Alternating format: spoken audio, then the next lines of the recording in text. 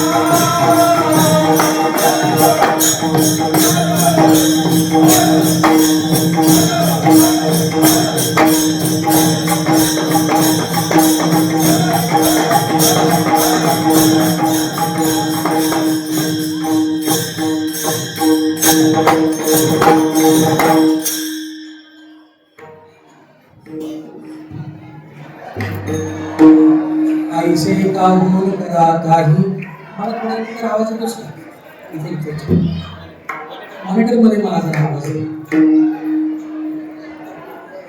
आईचे काहून करा काही पुढे नाही नाशिला विश्वभरा शरणागत भूतजात बंधो श्रुतीचे गाणे आप साधू तुका म्हणे पुढे काही वाट नाही आधी विश्वभरा शरणागत भूतजात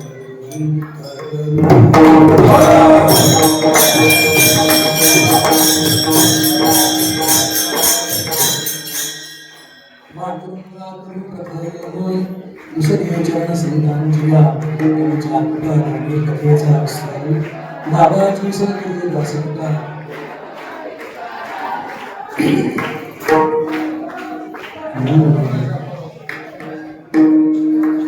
कलावज्ञ जीवो धराधावतारो रामकांत तेजो निकामो तदानीशवादा परोदारदक्षं समाधिस्थमूर्तिं भजे ज्ञानदेवं नमो ज्ञानेश्वराय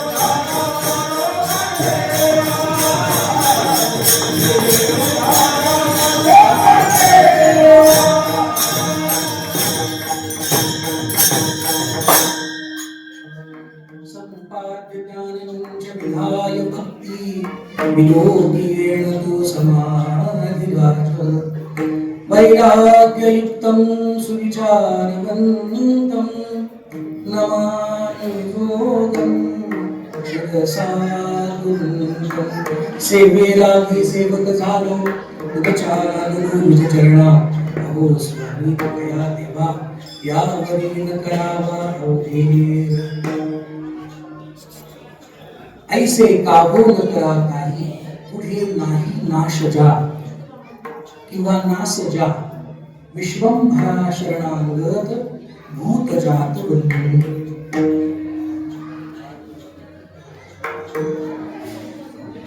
गेल्या 2 वर्षांपासून आपण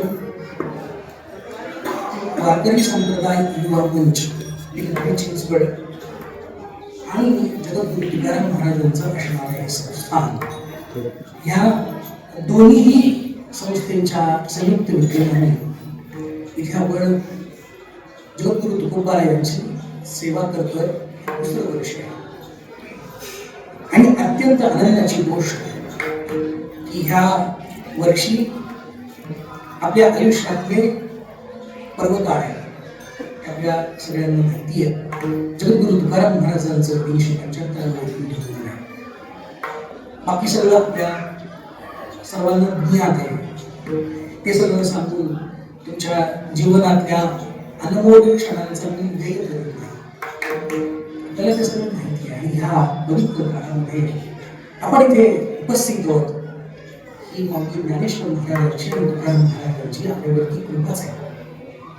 आणि ह्या संतांच्या असीम कृपेला आपण प्राप्त झालो यासाठी आपल्या धन्यतेला आपणच नवाजलं पाहिजे की पूर्वजन्मी आपली काहीतरी सेवा झाली म्हणून या उत्सव काळात आपण इथं अस्तित्व कायम टिकून राहिलो आणि त्याच काही उत्सवाचा एक भाग म्हणून आपण हे धर्म कीर्तन जगद्गुरूंच्या समोर मांडलेलं आहे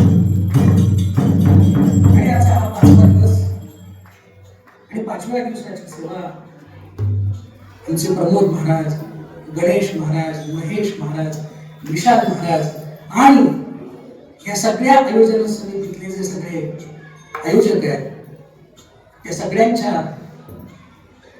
सहविचारातून माझ्याकडे आली हे मी जगद्गुरु तुकोबारायांचं माझ्यावरती असलेलं प्रेम समजतो.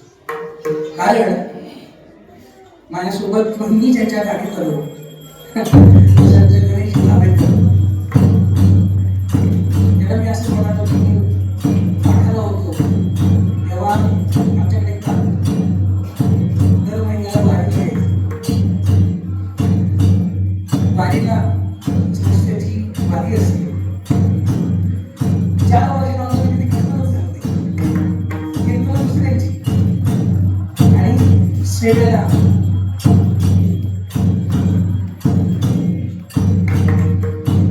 पण जगद्गुरु तुकाराम महाराजांनी मला आज संधी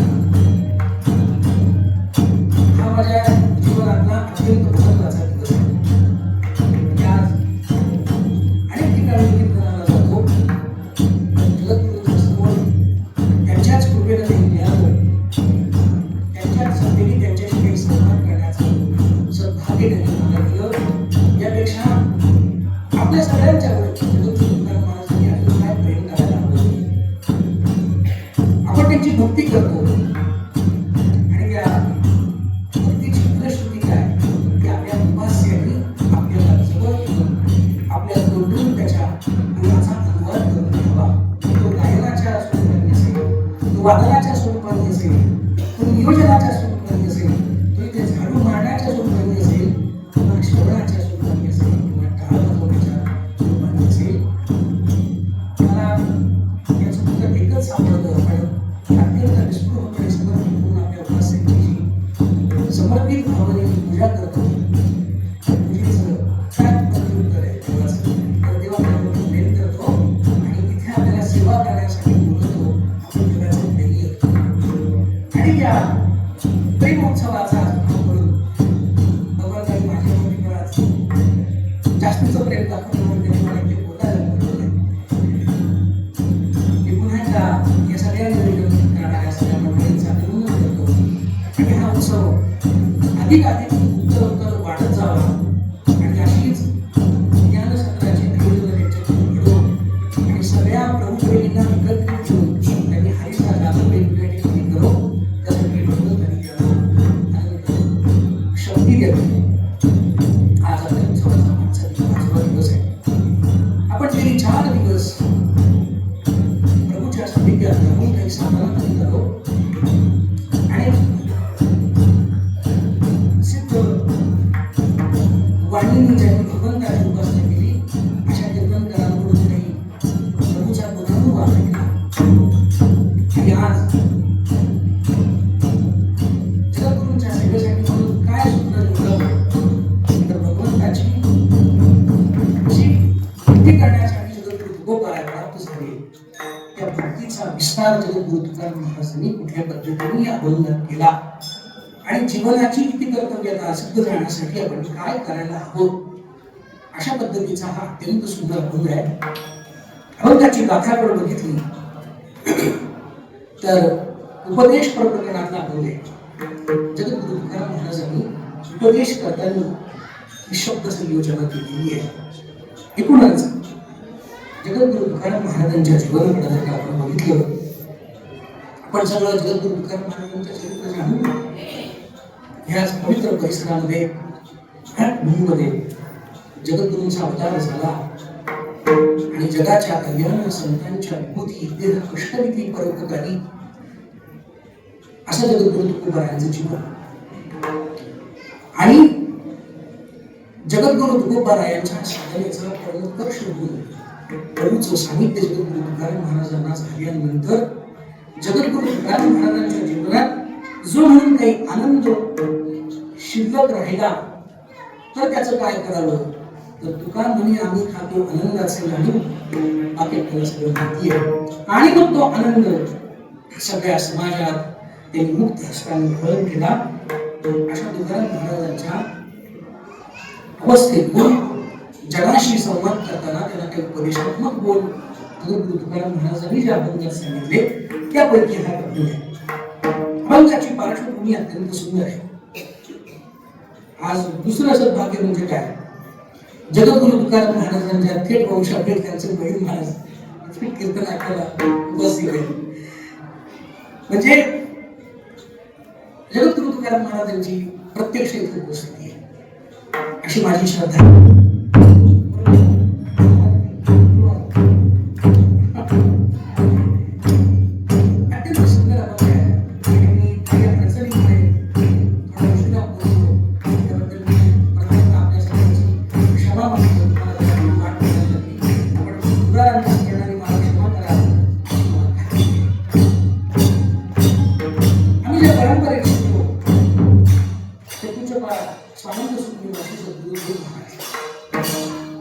जो महाराजांचं अत्यंत महत्वाचं कार्य आहे. काय आहे, वारकरी शिक्षण संस्था स्थापन केली आहे. याच्या जगद्गुरु तुकाराम महाराजांच्या अभंगांचं सुलभ मराठीमध्ये केलेलं भाषण अनुभव काम आहे. आनंद सुख निवासी जगद्गुरु तुकाराम महाराजांचे शब्द अंतःकरणात साठवून आणि जगद्गुरु तुकाराम महाराजांशी संवाद करून त्याचं अधिक सुलभीकरण सद्गुरु जोग महाराजांनी त्या काही केलं. गाथेवरचा सरळ मराठीचा पहिला अर्थ जोग महाराजांनी केला. खूप बोलण्यासारखं आहे पण आपल्याकडे वेळ कमी आहे. आणि आपण सगळे देहूकरांच्या परंपरेतल्या पलीकडे महाराजांची गाथा ठेवलेली आहे. देहूकरांच्या गाथेला आपण ओळीची गाथा असं म्हणतो. त्याच्यात खूप पार्श्वभूमीत मी जात नाही, पण सद्गुरु जोग महाराजांनी केलेलं काम काय विशेष आहे तर महाराजांनी त्या अभंगाचं वर्गीकरण केलं. काय वर्गीकरण केलं, कुठल्या विषयाचे अभंग आहे आणि त्या विशिष्ट विषयांचा आशय अभ्यास करणाऱ्या किंवा उपासना करणाऱ्या साधकांना सहज लक्षात यावा म्हणून सद्गुरु जोग महाराजांनी त्याची विषयवाद वर्गीकरण केली. त्याला अत्यंत सुलभ मराठीत बोलायचं झालं तर इंडेक्स वाईज ॲनालिसिस अनुक्रम आणि त्यातल्या हा उपदेश प्रकरणातला भूले आणि त्याच परंपरेतले आमचे सद्गुरु भाऊसाहेब महाराज वरुलीकर एकूणवासी ते कधीतरी भाव सांगत असत. रूपकाचं माध्यम करून वैकुंठवासी भाऊसाहेब महाराजांनी हा भाव उत्पन्न केला. महाराज असं म्हणत असत, जगद्गुरु तुकाराम महाराजांकडे काही माणसं आणि अर्थात प्रभूचा साक्षात्कार झाल्यानंतर जगद्गुरु तुकाराम महाराजांच्या लौकिक जीवनातलं दिवाळ निघलं. त्याला जी लोक सन्मानानं वागवीत होती ती माणसं त्यांच्याकडे नमस्कार करण्यासाठी सुद्धा झुकत नव्हती. अशा अवस्थेला जगद्गुरु तुकाराम महाराजांचं लौकिक ऐश्वर्य प्राप्त झालेलं होते आणि त्यांचा सन्मान केवळ प्रभूच्या संबंधाने सुरू होता. ज्या जगद्गुरु तुकाराम महाराजांनी त्या सबंध पंचक्रोशीला आपलं घर दार मोकळं करून जगवलं, दुष्काळ आपला आणि मग अन्न करता ही पंचक्रोशी त्राही झाली आणि मग लोक जगद्गुरु तुकाराम महाराजांच्या समोर आली. महाराज टाहो बोलला आणि महाराजांना विठ्ठलाचं दर्शन त्या जनतेत दिसलं आणि तिथे आपला जनार्दन जे म्हणून इथे उभा आहे त्याची सेवा करायला हवी म्हणून महाराजांनी त्यांची सगळी मोठाल उभी केली. आमची परायण महाराज एक दिवस गेली, आपल्याला प्रसंग माहिती आहे पण अत्यंत हृदय असा प्रसंग आहे. मग जगद्गुरु तुकाराम महाराजांच्या जीवनातलं लौकिक अवदासीय सुरू झालं. जगद्गुरु तुकाराम महाराजांचं मन इथे रंगेन असं झालं आणि संसार बळकट व्हावा यासाठी वृत्ती संपादन करावी असं त्यांना बिलकुल वाटायला असं झालं. आता केवळ आपण प्रभूचे होऊ, प्रभूच्या नामात ते तल्लीन होऊ लागले आणि अधून मधून कधीतरी घरी यावं, घरच्यांची चौकशी करावी. हा जो वाक्यप्रयोग आहे ना, मयूरमहाराज हा मला कधीच आवडत नाही. अशी बरीच लोक सांगतात महाराज कधीतरी येत होते, कधीतरी काय रोज ना, रोज. म्हणजे मी एका चांगल्या राष्ट्रीय संघटनात आज बहुतेक घेऊन आलो आणि विषय समजूच होता माझ्याकडे. 2.5 तास घमासाला करून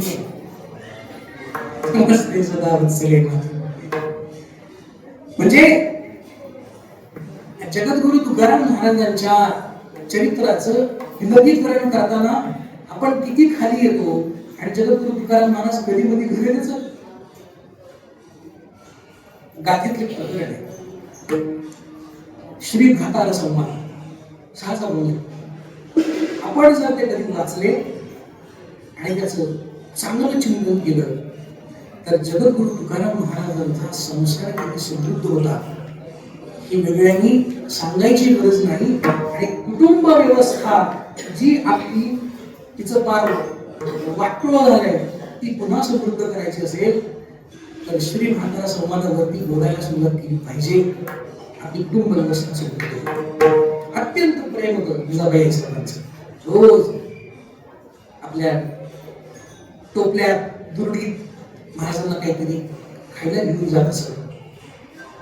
आणि असे तुकाराम महाराज एकदा घरी आले, जिजाबाईंशी संवाद करून घेतले आणि घरची सगळी परिस्थिती बघितल्यानंतर निवृत्तीच्या परमसीमेवरती पोहोचलेले जगद्गुरु तुकाराम महाराज जरा भानावर आले. काही पोटात टाकले आणि इथे उभे राहिले. अरे तुझ्या प्रेमासाठी, तुझ्या भक्तीसाठी, तुझा आनंद उपभोगण्यासाठी माझा सुखाचा संसार लौकिक दृष्टीने संपवला. तुझ्या कृपेने सगळं बरं झालंय, उत्तम आहे, सगळं सुरू आहे. पण लोक निंदेला मी आता प्राप्त झालो. ज्या लोकांना मी तुझ्याच कृपेने सगळं काही दिलं ती लोक माझ्याशी घड बघत पण नाही, माझ्याशी संवाद करीत नाही. अत्यंत सुंदर आहे. लोकाला गाडीचे ते लोक आता माझं पोट दिसत आहे. या गावचा पाठी जाता माझ्यावरती पोचला आणि तुझ्यापासून पोट येतो. आणि मग जगद्गुरु तुकाराम महाराजांचा टाबो फुटल्यानंतर भगवंताला सुद्धा आणि मग अत्यंत सुंदर भारताचा अभंग संस्कार आपल्याला 8 वाजता थांबायचे. आणि जगद्गुरु तुकाराम महाराजांच्या आनंद पर्वाची सुरुवात झाली. महाराज जेव्हा जेव्हा कधीतरी येत असत माणसांना विलक्षण वाटायचं. एवढं सगळं अवदासीन महाराजांच्या जीवनात पण काय आनंद आहे, काय उत्साह आहे. कुठून फार माणूस असत. भाऊसाहेब महाराजांचे एक भाव सुंदर काढायचे. नववधू इथे आली आणि त्या नववधूला जगद्गुरु तुकाराम महाराजांच्या बद्दल आपल्या सख्या सोबतीने सांगितलं. बायकांनी बाई इथे जगद्गुरु तुकाराम महाराज. महाराजांनी गवळणींचे भाव त्यात सन्मानित केले होते. आणि मग जगद्गुरु तुकाराम महाराजांच्या समोर म्हटल्यानंतर त्या नववधूला जगद्गुरु तुकारामांना महाराजांना पाहिल करी असं झालं.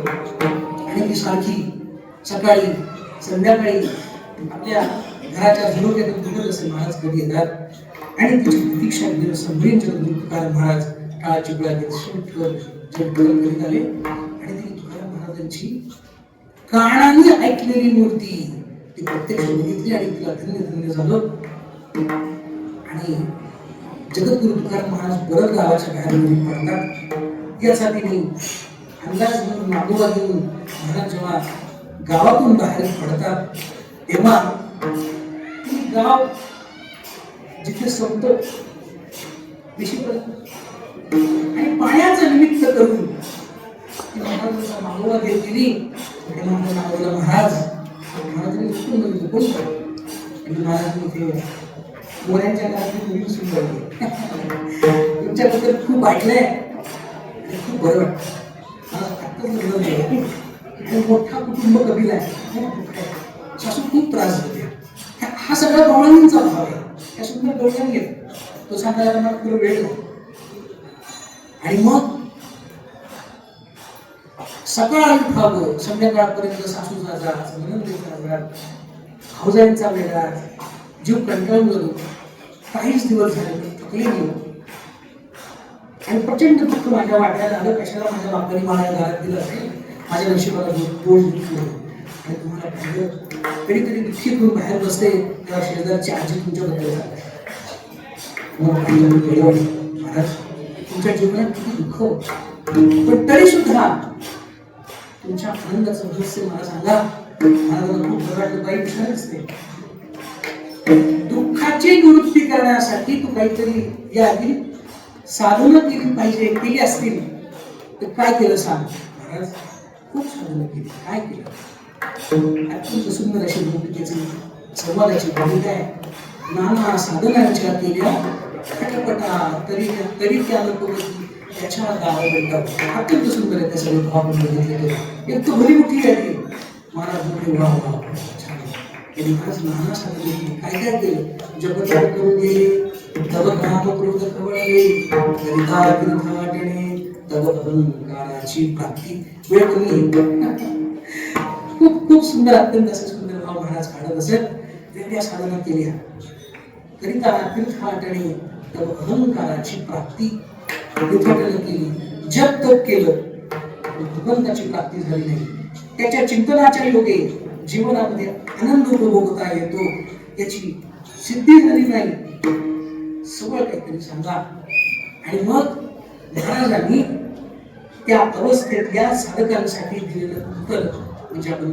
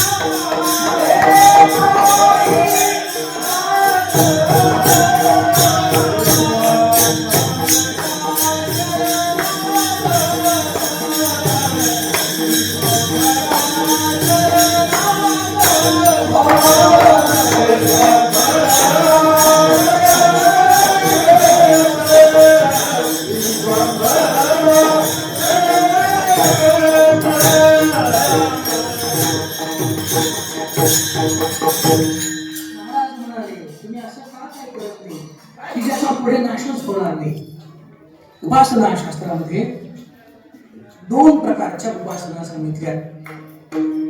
एक आहे सकाम उपासना आणि दुसरी निष्काम उपासना. सकाम उपासनेच्याद्वारे भगवंताच्या साठी जे मनोदय केलं जातो ते काय आपण जे करतो ते वेगळ्याने त्याच्यावरती भाष्य करण्याची आवश्यकता नाही.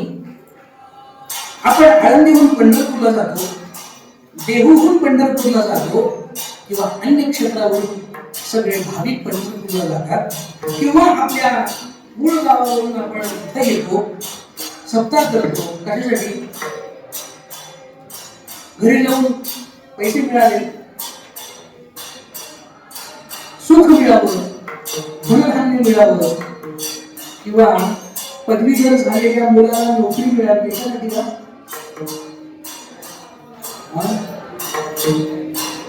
यासाठी बहुधा आपण काही करत नाही. आपण वारीला जे जातो, तिथे पखवाज जो वाजवतो, तिथे गायन जे करतो, तिथे हरिपाठ जो म्हणतो, तिथे गाठीचं जे पूजन करतो, तर आपल्या लौकिक जीवनामध्ये भगवंतांनी आम्हाला काही लौकिक साधन प्रदान करावी, ज्याद्वारे आमचा लौकिक संसार समृद्ध होईल, असं इथं बसलेल्या कुठल्याही माणसाला वाटत नाही. तसं जर का वाटत असतं तर आमच्या जगद्गुरु तुकाराम महाराजांच्या मंदिराला सोन्याचा दरवाजा लागला असता. निष्काम आहे, काही नकोय, गात जागा गात जागा प्रेम मागा विठ्ठला. आपल्या अपूर्व गुरूंनी, पूर्व आचार्यांनी भक्तीचं सूत्र सांगितलं. वारीला जायचं, उपासना करायची, कशासाठी? स्वतःच्या आनंदासाठी. गावातला सप्ताह संपला किंवा उद्या आपण इकडून घरी जाणार, आयोजन करणाऱ्या लोकांना विचारा, माझ्या किती 8 दिवस काय आनंद आला, क्षेत्राचं वास्तव्य होईल. आणि एक खरं सांगा, घरी गेल्यानंतर करत पैसा रोज दिवस जात होतो, दिवसातले 3-4 तास तुकाराम महाराजांच्या सोबत जात होते, म्हणजे डिस्टर्ब होता, आपल्याला घर झालं होतं, रोज काही चांगले शब्द ऐकायला मिळत होते. आणि ती 8 दिवसांची एनर्जी कमीत कमी 2 महिने आपल्याला पुरते, असं आपण म्हणूया. आणि ज्या उत्सवांची माणसं सातत्याने सहभागी होतात, त्यांना वाटतं की 3रं वर्ष कधी येते आणि कधी आपण परत घेऊन जातो. वारीला जाणारे आपण सगळे मंडळी आहोत. एकदा की परत वारी घेऊन घरी आलो की पुढच्या वर्षीच्या वारीची तयारी आत्ताच सुरू होते. फाटलेली ओळखुटी आत्ताच दुरुस्त करतो आपण, इथंच फाटलेली. हे कशाचं प्रतीक आहे की तिथून आम्हाला काय मिळतं? प्रेम सुख देई आणि प्रेम सुख देई. प्रेमाचा व्यवहार अखंड आपल्या संतांनी आपल्याला शिकवला. आणि जगात सगळ्यात मोठी व्यवस्था आपल्या महाराष्ट्रातल्या संतांनी जर काही करून दिली असेल तर ती आहे माइंड स्टॅबिलिटी, बुद्धीची स्थिरता. अहो, इथून 35 किलोमीटर ते आपण पुण्यात गेलो तर पुण्यातल्या महाभाग विद्वान लोकांना माइंड स्टेबिलिटीसाठी 1-1 लाख रुपये द्यावे लागतात 3 दिवसांचे. वस्तू किती आहे? आता मला त्या संस्थांची नावं घ्यायची नाही, पण आपल्याकडे फुकट आहे, आपल्याकडे फुकट आहे आणि आपण त्याचा रोज अनुभव घेणारे आहोत. मग हे प्रश्न जगद्गुरु तुकाराम महाराजांच्या समोर उपस्थित झाले, त्याचं उत्तर देताना आम्ही यांच्याशी संवाद करीत होतो. निष्काम उपासना, निष्काम भावनेने केलेलं काम हे प्रभूला आवडतं. प्रभूच्या आनंद प्राप्तीसाठी सगळ्यात महत्वाचा काही भाग असेल तर निष्काम कर्माचे वेळ. जगद्गुरु तुकाराम महाराजांचं किंवा सगळ्या संतांचं आपण जीवन पुढे ठेवलं तर प्रभूची प्राप्ती करून घेण्यासाठी, प्रभूचं दर्शन झाल्यानंतर जीवनात जो अलौकिक आनंद प्राप्त झाला तो आनंद प्राप्त करण्यासाठी त्यांनी देवाकडे काही मागितलं नाही, ते अखंड देवाशी समर्पित होत राहिले. त्याला मराठीत सांगायचं झालं तर कंटिन्युअसली डिवोशन, कायम ते समर्पित होत राहिले. मी काय करू त्याला? म्हणजे की अजून 25 वर्षांनी आपल्या कीर्तनात तरुण जर पाहिजे असतील तर आपल्याला हेच करावं लागेल. म्हणजे तिकडे कोइंबतूरला त्यामुळे की आपल्या प्लॅटफॉर्म्स आपण टॉक शो नावाचे आता कार्यक्रम सुरू झाले आणि ते सक्सेस झाले. दुर्दैवाचं मला तो विषय नाही, मला चिंतन करायचं आहे आणि तशा दृष्टीने विशाल मला आपल्याला तयारीत राहावं लागणार आहे. वारकरी कुटुंबातली किती मुलं कीर्तनाला येतात हे प्रश्नचिन्ह आहे, तो आता विषय आपला नाही. पण निष्काम कर्माचे आणि त्यातून मिळणारी आनंद प्राप्ती वारीच्या व्यवस्थापनातला एक छोटासा घटक आहे. गेली अनेक वर्ष वारी व्यवस्थापनात मला जाता येतो. जेव्हा वारीमध्ये अनेक लोक भेटतात तेव्हा त्यांच्याशी संवाद करताना तुम्ही वारीला का आला, काय सुंदर माणसं उत्तर देतात. काही लोक येतात, काही नाही, बस बरं वाटतं. आणि उत्तर एकच आहे, महिनाभर बरं वाटतं नको ती बायको संसार. म्हणजे आता ते खूप दूर जाईल, पण स्पिरिच्युअल मेडिटेशन जे आहे तर त्याची उत्तम व्यवस्था आमच्या संतांनी किती करून ठेवलेली आहे. आणि ते आता आपल्या लोकांपर्यंत या नवीन फॉर्म मध्ये थोडं तर निष्काम कर्माचं हे बद्दल मी बोलत होतो. निष्काम भावनेने केलेली जी सगळी साधना आहे जे आपण सगळे करतो ती प्रभूला आवडते. पण सकाम भावनेने केलेलं काम काय आहे एकाच वाक्यात सांगतो. सकाम भावनेने म्हणजे काय, म्हणजे मला खूप बोलते आता अभंग पण आठवले, पण आठवलं, पण एकदम शॉर्ट भाषेत सांगायचं झालं तर चांगले कर्म करणारी जी लोक आहेत, काहीतरी आपल्याला मिळावं म्हणजे थोडेफार यज्ञ करणारी लोक, चाटूक चुटूक करणारी माणसं, लिंबात टाचण्या मिळणारी माणसं, त्याला तंत्र उपासना असेल. तर त्या तंत्र उपासनेतून माणसाला फायदा होतो, नक्की होतो, पण तो किती, तेवढ्याच कालावधी पुरता. जगद्गुरु तुकाराम महाराजांचं अत्यंत सुंदर, इतर साधने फळ काम देती पुनरपी आणि ती गर्भवासा. अन्य मार्गांचा जर का अवलंब केला तर ते आपल्याला पुन्हा जन्माला घालतात. अन्य कर्मांची गोष्ट आहे. सकाम उपासना जर का असेल तर अखंड आनंद बरोबर असणारे आपण प्रभूचे लाडके होतो. आणि अखंड प्रभूच्या चरणाजवळ राहणारे प्रभूचे लाडके वैष्णव म्हणून आपली विनंती होते. त्यासाठी संतांनी किंवा आपल्या संत साहित्यांनी सांगितलेला विचार जगद्गुरु तुकाराम महाराजांनी पहिल्या चरणात सांगतात असं करा. म्हणजे कसं, जे आपल्या पूर्वसुरांनी सांगितलं ऐसे का होत करा असं तुम्ही का करीत नाही. काय विश्वंभरा शरणागत भूतजात वंदोमी, विश्वंभरा शरण जा. विश्वंभर म्हणजे कोण, की ज्याने विश्वाचा आरंभ केला असा तो विश्वंभर, त्याला शरण जा. शरण जा म्हणजे काय करा. आता तुमच्याशी संवाद करताना तुम्हाला वेगळं सांगण्याची आवश्यकता नाही, पुन्हा उत्तर तेच.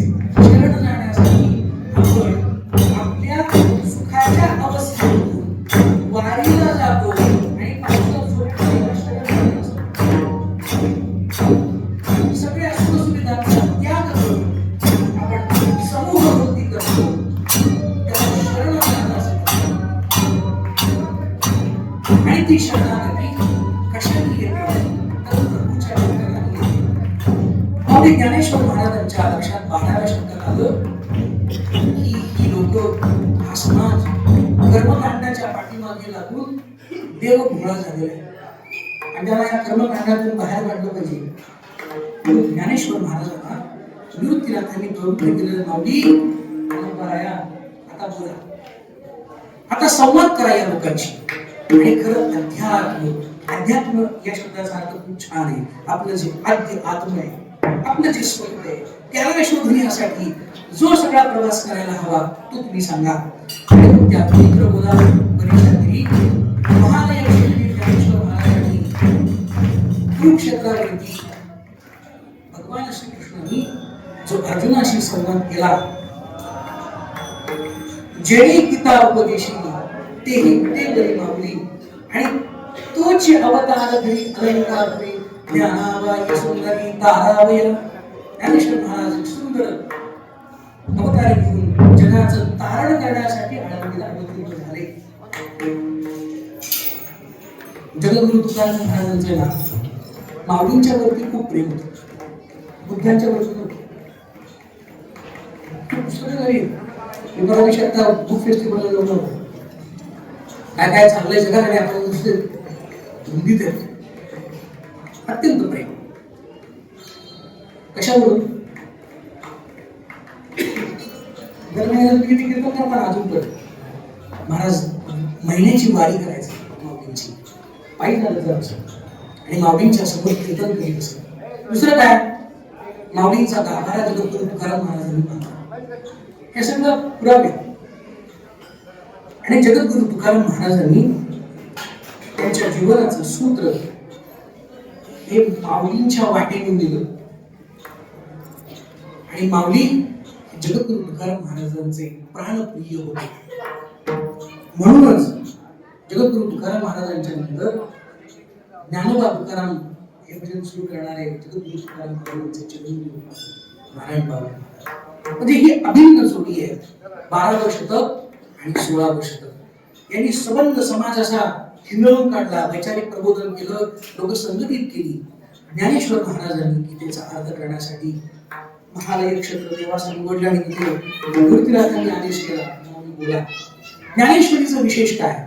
700 श्लोकांवरती ज्ञानेश्वर महाराजांनी 9000 लेखी उभ्या केल्या. कारण काय, ज्ञानेश्वर महाराजांचा सन्मान हा प्रत्येक व्यक्तीची सुद्धा आहे. इथं महिला माताजी सगळ्या तुमच्यासाठी गोरी सांगतो. आणि माऊलींना समोर बसलेल्या प्रत्येक व्यक्तीची काळजी आहे. मी जे सांगतोय ते प्रत्येकाला कळालं पाहिजे.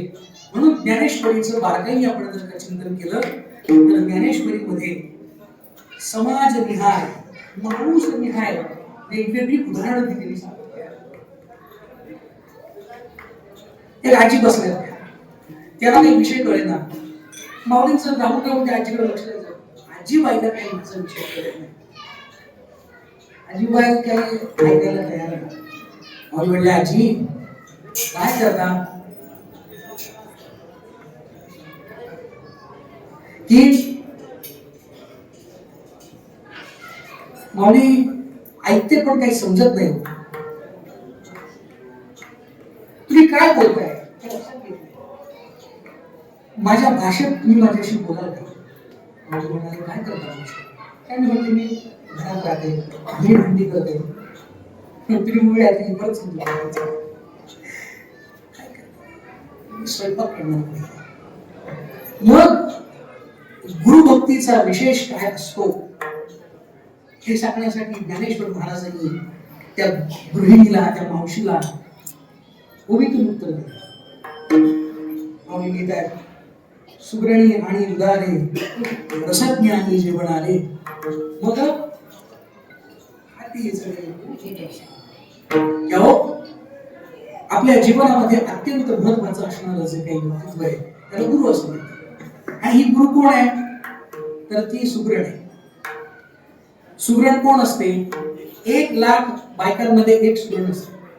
किती, 1,00,000 बायकांमध्ये एक सुग्रण. म्हणजे काय की पाण्याला फोडणी दिली की स्वाद, काय पाण्याला फोडणी दिली की स्वाद. आपलं पाकशास्त्र आता इतकं निपुण झालं की रुचिरा मधुरा सगळं एकत्रित येऊन आपण वांग्याच्या भाजीची खिचडी करत असतो.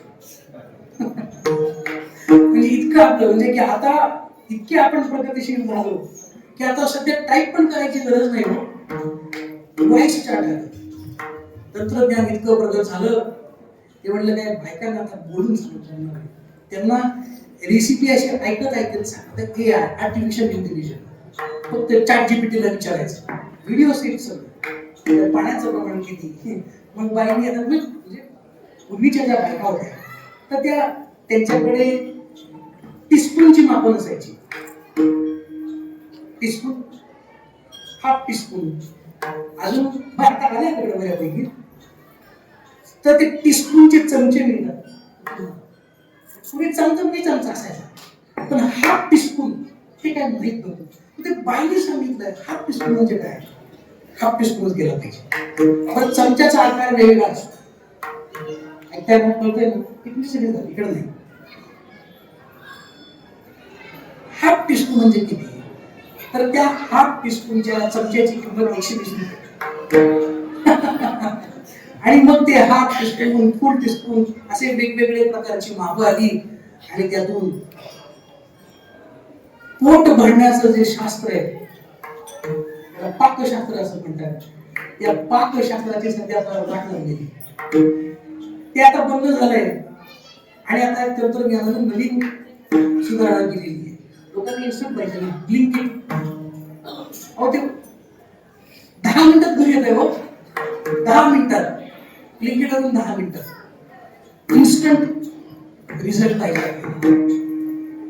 आणि जर ह्या इन्स्टंटच्या जमान्यात आम्हाला कीर्तनाचा सुद्धा इन्स्टंट रिझल्ट मिळाला पाहिजे ना, आहे की नाही? इन्स्टंट रिझल्ट मिळाला पाहिजे. त्यासाठी आपल्याकडे संतांनी इतक्या इन्स्टंट कीज ठेवलेल्या आहेत, इतके इन्स्टंट आहेत. ज्ञानेश्वरीमध्ये अभ्यास होत नाही. आता माझ्याकडे वेळ संपला, 15 मिनिटं राहिली. अभ्यास होत नाही याच्यासाठी ज्ञानेश्वर महाराजांनी अभ्यास करण्यासाठी काय करावं, इन्स्टंट रिझल्ट सांगितलाय. मुलांसाठी आम्ही काम करतो आणि त्याचा अनुभव करताना असा आहे गजानन महाराज. अभ्यास होत नाही. पबजी नावाची पोरं ज्या कोपऱ्यात जाऊन गेम खेळतात ती उत्तम जागा आहे अभ्यास करण्यासाठी. जिथे मन करतं पबजी खेळण्यासाठी, गेम खेळण्यासाठी, ती उत्तम जागा आहे अभ्यास करण्यासाठी. जी तिकडे जाऊन अभ्यास केला तर तो अभ्यास मी द्यायचं उत्तर ज्ञानेश्वर महाराजांनी 12व्या शतकात 6व्या अध्यायात देऊन ठेवलेलं आहे. ते फक्त वाचण्याची गरज आहे. आणि अभ्यास करून लोकांना सांगणाऱ्या कीर्तनकारांनी त्याच्यासाठी अभ्यास करायला हवा. अत्यंत सुंदर, अत्यंत इन्स्टंट रिझल्ट आहे. इन्स्टंट रिझल्ट म्हणजे काय? कीर्तनातून म्हटल्यानंतर बरं वाटतं, वा बरं. इन्स्टंट रिझल्ट वेळ काही करावं लागत नाही. त्यासाठी विश्वंभरा शरणागत, विश्वंभराला शरण आपण येतो आणि तिथे आपण कोण, माझ्याकडे पैसा किती, माझं सामाजिक प्रतिष्ठा किती, हे सगळं आपण विसरतो.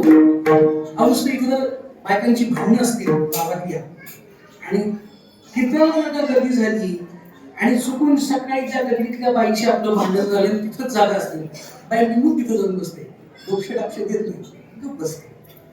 सकाळी जोरदार भांडण झालंय पण कीर्तनात येऊन बसली. इन्स्टंट रिझल्ट ना, जागा तिच्या शेजारी बसली, पण आपण वाद करू शकतो नाही. त्यामुळे करू आवडीने वाद, तुमच्या सुखाचा संवाद. वाद जरी असला तरी दोघी विठ्ठल सोबतच बोलत असतात.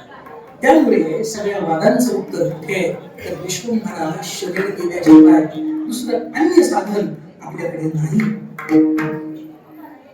त्यामुळे विश्वंभराला शरण जाणारे आपण सगळे मंडळी आहोत. आणि विश्वंभराचं मूर्त स्वरूप काय तर पुढे असणारा आपला विठोबा आणि रखुमाई. आणि काय की एकदा व्यक्ती विश्वंभराला शरण गेला की त्याची वृत्ती काय होते, भूत जात बंधोनी, की त्याला सगळ्या समाजामध्ये माझा विठ्ठलच नटलेला आहे, प्रभूचीच ही सगळी रूप आहे.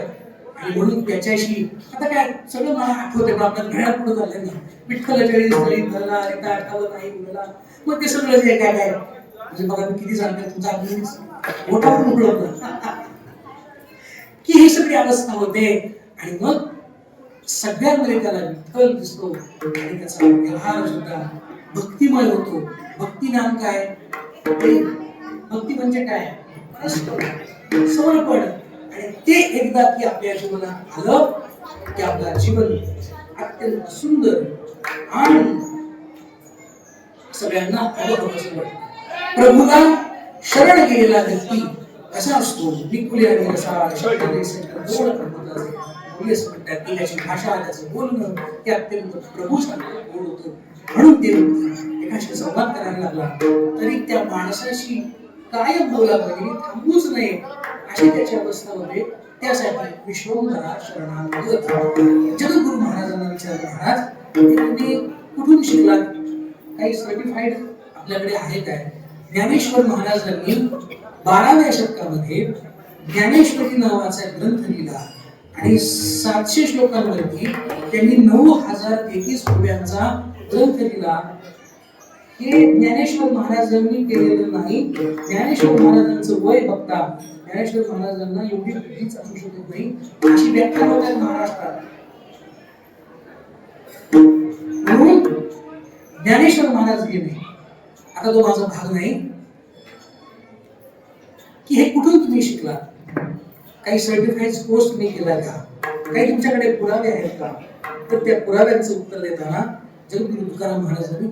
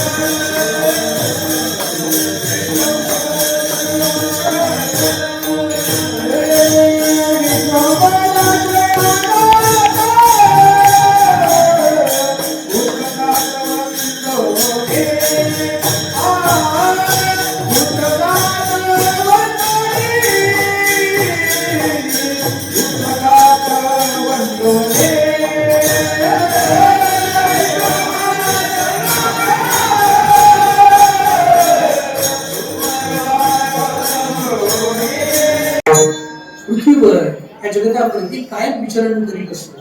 इथे जे सगळं दिसतंय चैतन्य, तर हा चैतन्याचा आभास नसून हे त्याचं वास्तव चैतन्य, कारण त्याचं आलय आहे, त्याची राहण्याची ती अवस्था आहे. म्हणून हे जे सगळं काही जगतात रोज घडतं, झोपलेला माणूस जो उठतो ते भगवंताच्या चैतन्याचं आलय आहे.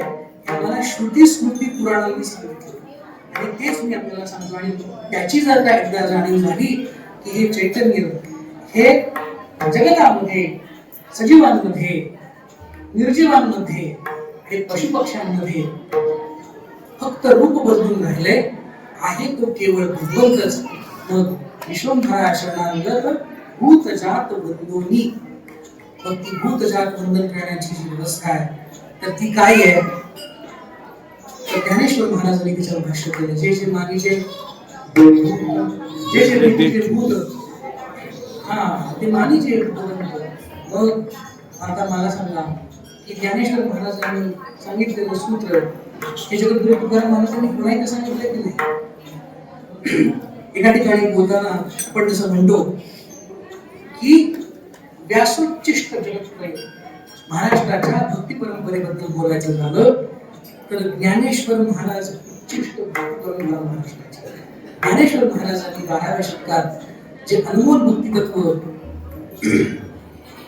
जी साहित्य कृती निर्माण केली, त्याचाच विस्तार पुढच्या सगळ्या संतांनी केलेला आपल्याला सापडतो. आणि जगद्गुरु तुकाराम महाराज असं म्हणाले, ऐका, हे सगळं मी तुम्हाला सांगितलंय. आता तुम्ही पण मला विचारलंय की हे तुम्ही कुठून आणलंय, तर ही माझी पदरची बाणी नाही, हे आधीच्या अनुभवी सगळ्या महात्म्यांनी अनुभवलंय आणि त्यांनी ग्रथित ठेवलंय श्रुती स्मृतीमध्ये, पुराणांमध्ये, आणि त्याचा अभ्यास करून तुमच्याशी तुम्हाला पटेल अशा भाषेत मी संवाद करतोय. आता ह्या भारतखंडामध्ये, ह्या महाराष्ट्रामध्ये आणि महाराष्ट्रामध्ये सुद्धा प्रभू विठ्ठलांनी आपल्याला निवडलंय, ही अत्यंत महत्वाची बाब आहे. आणि जगात असंच एक लाडकं व्यक्तिमत्व आहे प्रभू म्हणून श्री विठ्ठल, की त्याच्या चरणाला सहज स्पर्श करता येतो आणि कुठल्याही विग्रहाला आपल्याला जाऊन भेटता येत नाही. आपण सगळे खूप नशीबवान आहोत आणि त्याच्याच कृपेने आपल्याला हा नरदेह मिळाला. तो त्याच्याच कृपेने, त्याच्याच भक्तीसाठी आपण वाहतो आहोत. आणि तो वाहत असताना आपल्याला जो म्हणून काही आनंद मिळतो तो आपल्या पुरता सीमित न ठेवता शेजारच्या माणसाला सुद्धा देत जावा. म्हणजे की त्याला कुठे जावं, पंढरपूरच्या वारीला जावं, अन्य ठिकाणी जाऊ नये, हे सांगण्यासाठी काय करावं, तर ऐसे काहू न करा काही, बाकीच्या कुठल्याही नादाला लागू नका. पुढे आहे थोडी नागवड. जगद्गुरु तुकाराम महाराजांचा अभंग आपण आठवा. दुसऱ्या वाटेने जर आपण गेलो तर तिथे नागवड म्हणजे आपली फसवणूक होते.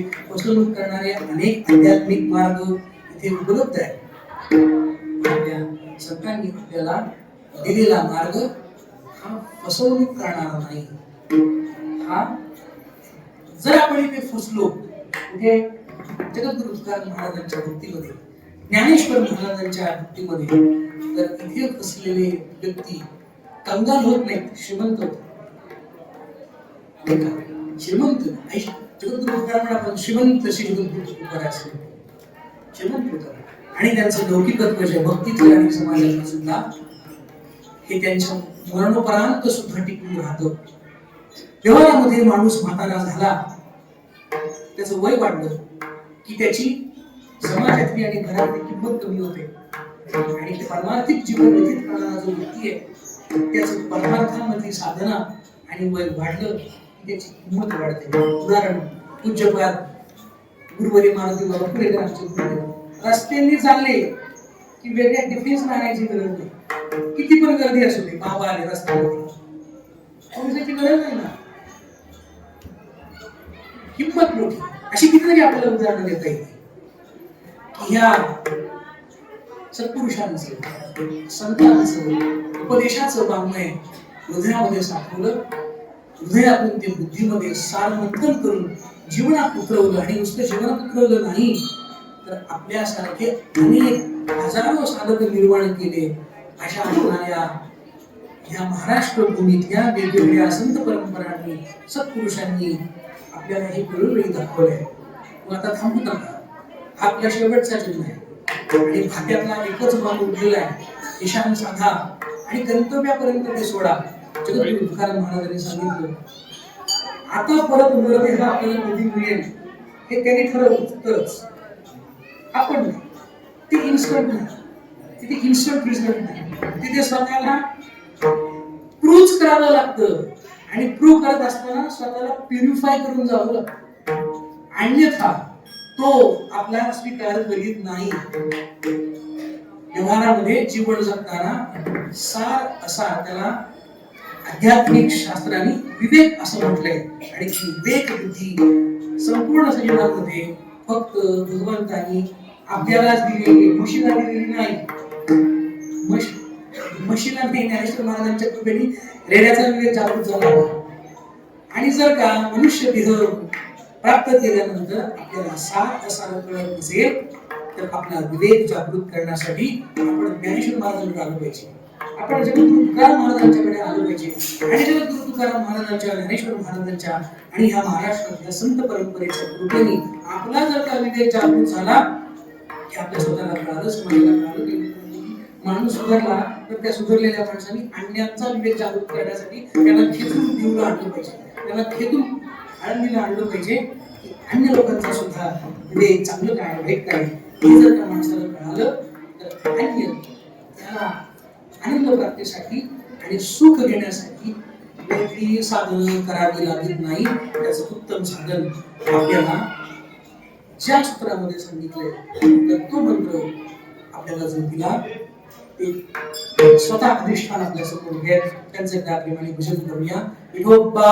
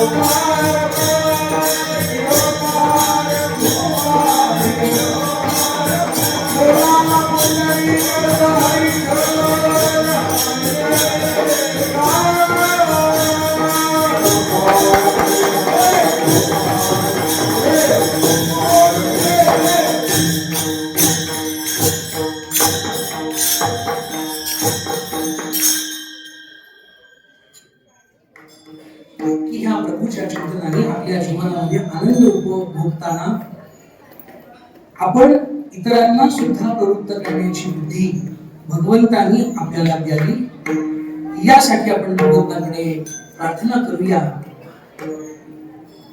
वारकरी संप्रदाय युवा मंचच्या माध्यमातून हे काम करत होते. आमचे तात्या आणि ही सगळी मंडळी वारकरी संप्रदाय युवा मंचची मंडळी आहे. आणि पुढच्या काळामध्ये आमच्या तात्यांनी, विशाल महाराजांनी, गणेश महाराजांनी, महेश महाराजांनी खूप तरुणांसाठी काही काही वेगळी कामं करण्याचं ठरवलं. त्याचं कारण एक की आपण जो आनंद उपभोगतो तो आपल्या वयातल्या मित्रांना दिला पाहिजे. ते जर का इथे आले तर त्यांना अन्य व्यसन करण्याची आवश्यकताच लागणार नाही. त्यासाठी ही सगळी जगद्गुरु तुकाराम महाराजांच्या वरती, माऊलींच्या वरती, अखिल संत परंपरेवरती प्रेम करणारी वारकरी संप्रदाय युवा मंच, पिंपरी चिंचवडची सगळी मंडळी खूप प्रयत्न करतात. आणि त्याचं नवीन पर्व आता पुन्हा सुरू झालंय. त्यामुळे आपण जर बघितलं तर या सगळ्या परिसरातली सगळी तरुण मंडळी इथे येत आहेत. आणि पुढच्या वर्षी अजून पंचकृषीतली 50 टाळकरी येतील याची तयारी तात्यांनी दाखवलेली आहे. यासाठी वेगवेगळे प्रयोग तात्या करायचे, सगळी मंडळी करायचं म्हणाले. फक्त की जो विवेक आपल्या जीवनात प्रभूच्या रूपानं प्रभूने आपल्याला दिला तो जागृत करण्यासाठी प्रवृत्त होऊया. जगद्गुरु तुकाराम महाराज शेवटच्या वेळेस असं म्हणाले की आता ही शेवटचीच वेळ आहे, याच्यामध्ये दुसरी वेळ आपल्याला सापडणार नाही. आणि ही जर का आपण वेळ गमावली तर पुन्हा आपल्या हाती काहीही येणार नाही. जगद्गुरु तुकाराम महाराज म्हणले की आपल्याला जे काही करायचंय ते आत्ताच, ह्याच क्षणाला, उद्या करू, परवा करू म्हणल्या कधी आपल्याला अलीकडून देईल आणि आपण कधी वर जाऊ हे आपल्याला सांगता येणार नाही. म्हणून जगद्गुरु तुकाराम महाराजांनी सांगितले आपल्या आयुष्यातली शेवटची वाट आहे, शेवटचं चरण.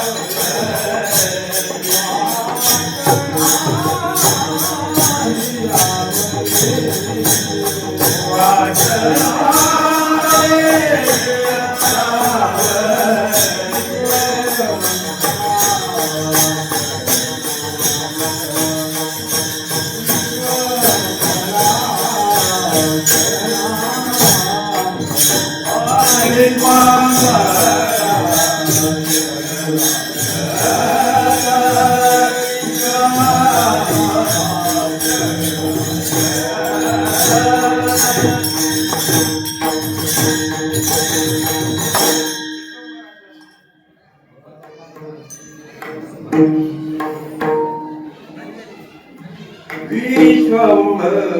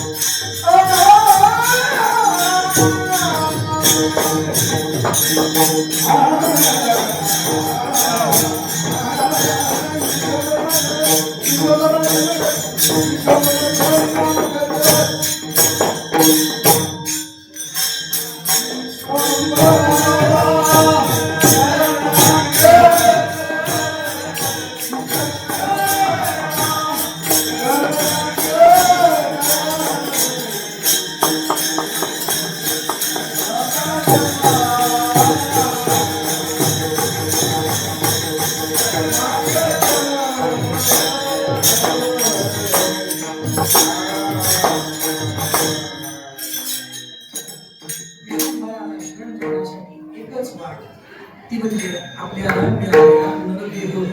आणि आता दुसरी वाट आपल्याकडे शिल्लक नाही. म्हणून आता ज्या वाटेवरती आपण मालक म्हणून बनून आलो, तर ती वाट संपेस तोपर्यंत आपल्याला विष्णूनाथाला शरण जाऊन त्याचं व्हायचंय.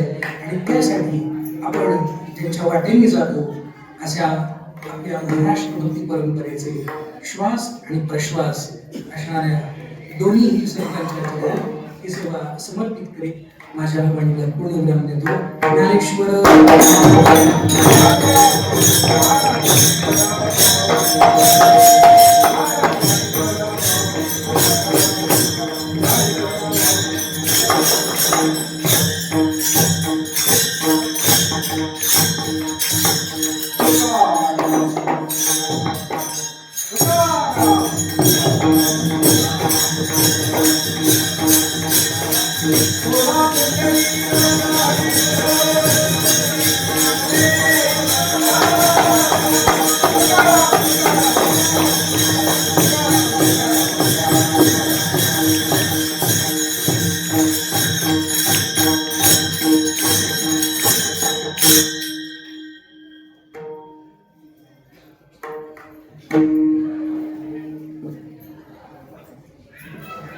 चालू असलेला नामसंकीर्तन महोत्सव, आजची 5व्या दिवसाची असणारी कीर्तनाची सेवा आमचे परमार्थ स्नेही असणारे हरिभक्तीपरायण उमेश महाराज बागडे यांची या ठिकाणी संपन्न झाली.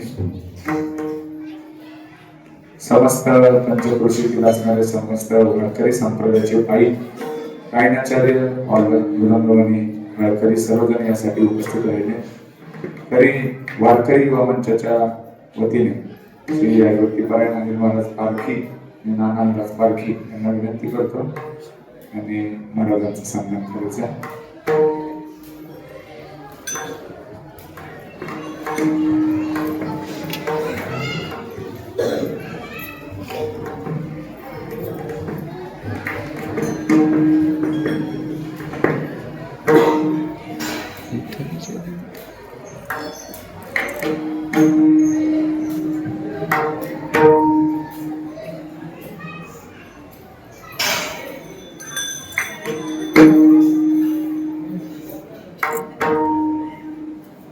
कुंडली कुंडली गरजा विठ्ठल श्री ज्ञानदेव